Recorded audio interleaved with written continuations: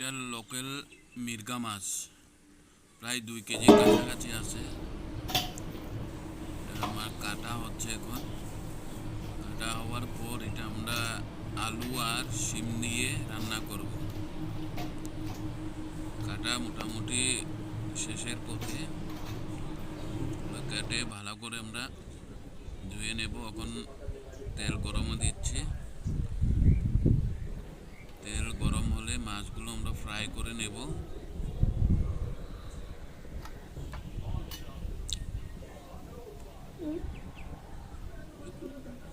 তেলগুলো গরম হতে একটু সময় লাগছে।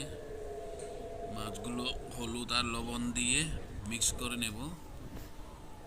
যে কোনো মাছ ফ্রাই করার আগে হলুদ গুঁড়ো আর লবণ দিয়ে মেখে নিতে হয়।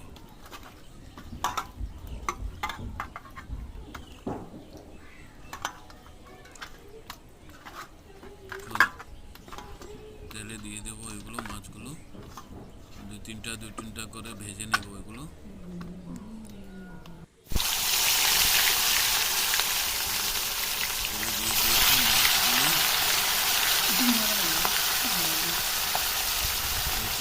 বেশি করে ভাজবো না, পাতলা পাতলা ভেজে নেব।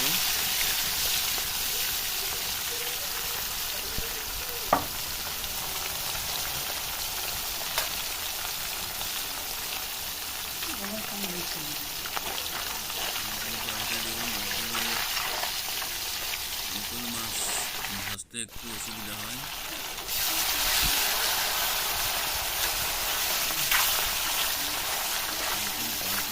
এদিক ওদিক করে দেব। যে শিম আর আলু কেটে রাখা হয়েছে, আলুগুলো প্রথমে ভেজে নেব।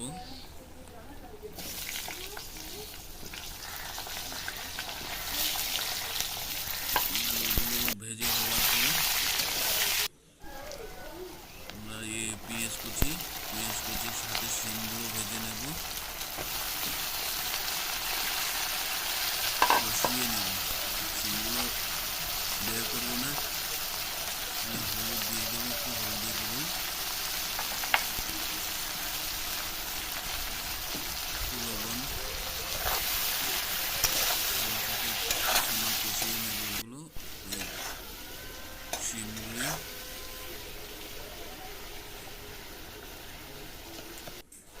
অল্প মরিচের গুঁড়ো,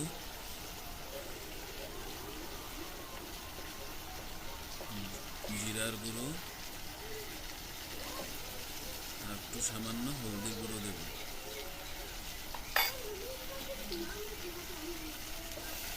একটু সামান্য পরিমাণে জল।